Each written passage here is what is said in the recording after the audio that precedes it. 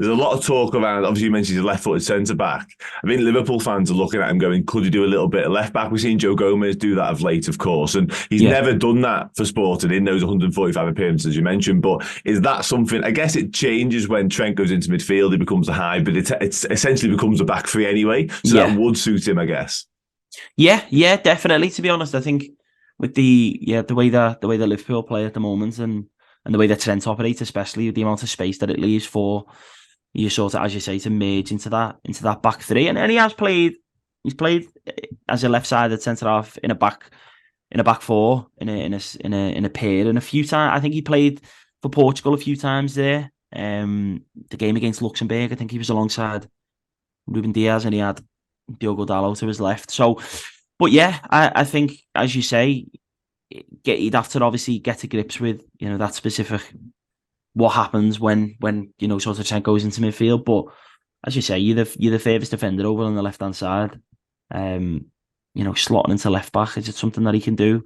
I wouldn't put it past him. To be fair, he's passed every other test with flying colours so far in his career. So, yeah, and I just think getting him into those sorts of positions where he feels comfortable and he's got space with the ball, because his passing range is just amazing. Like his ability with the ball is tremendous. There's some highlights if you go on our Twitter and literally just say just the name, you'll see clips come up of like different assists that he's played over the years.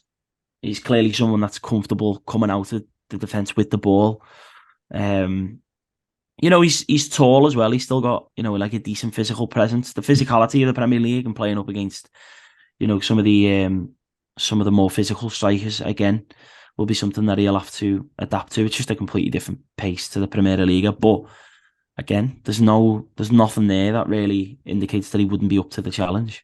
Yeah, you mentioned some of his qualities there, and in terms of his style of play, then you mentioned obviously he's technically proficient on the ball and stuff like that. Is there anyone you compare him to? Is there anyone that springs to mind? Maybe a more seasoned campaign who's been around for a long time. Maybe somebody been in the Premier League. Is anyone, if you looked at him and gone, he reminds me of him? Um, I mean, there will be a few. I don't like making comparisons because I think it always comes back to bite it, and people are like, "How you compare them to?" But I mean, as I say, his strengths lie in his ability to pick a pass. His defending, is spot on.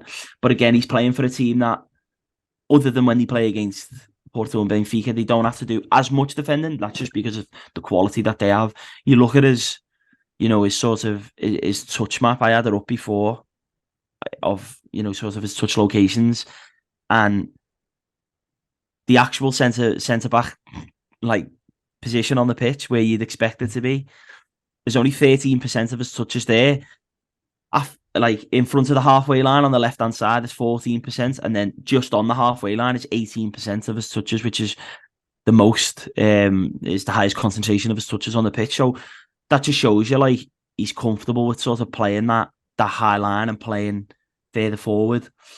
And I think when you get him into those sort of positions, that's when he feels he's closer to the game and he can actually, make a difference sort of in attacking sense.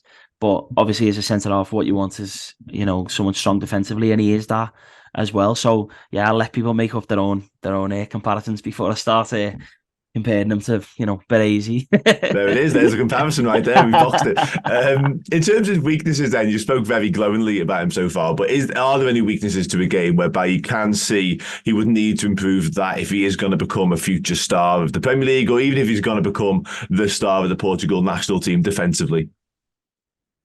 No, again, maybe just I think his the sort of tactical flexibility of working within different systems. It's not even really necessarily a negative, because I don't think you can really hold it against them. I don't think Amorim specifically plays a back three because he thinks Gonçalo can't really do it in a back four. I think it's more so he's just so suited to it, and obviously that's his system.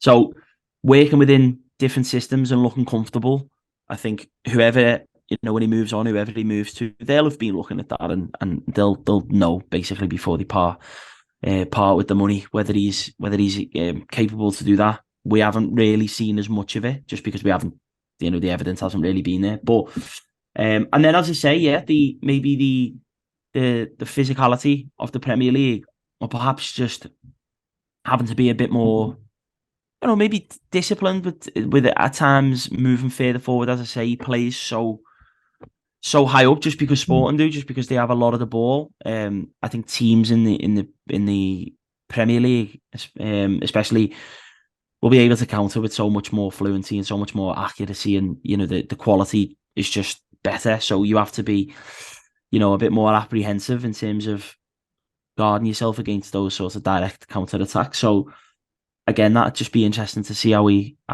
does. But there's no coincidence that the likes of the clubs that he's being linked with are all ones that are sort of at the top of the game and that are looking to have the ball and that are looking to dominate. He's not, he's not being linked with any clubs that don't really have the lion's share of possession, just because he's not really a sort of sitting camped on the edge of your box defender. He can do that when Sporting is sort of on the cosh towards the end of the games. He's good in the air. He can get himself up. And then obviously not something that you're looking for in a centre-half, but just his prowess in front of goal as well is mad, just in terms of the amount of sort of important goals, or the amount of times that he's sort of been there. But I think that's just a Sporting thing, because I think Sebastian Coates as well, who Liverpool fans will know very well, is the same. I think he's got 7 goals and 6 assists just in the Premier Liga, Inacio, in his 95 games, which, that's it's not a bad return for a centre half. I think, it's like 500 minutes or something per goal and assist, around that. I think it's just over 1,000 per goal. So it's not, it's Liverpool are getting someone that if they throw him up for corners as well, you'll get, you might get an extra few goals a season. But yeah, I do think he's ready. I don't think he's one of those players that we look at and we think he's played in the Portuguese league and, he looks good, but how will it translate? I think Inacio is one of them. You're buying a player that's ready. And I've put a lot of hype on him, to be fair. I've just realised in this, and usually a little bit more subdued. But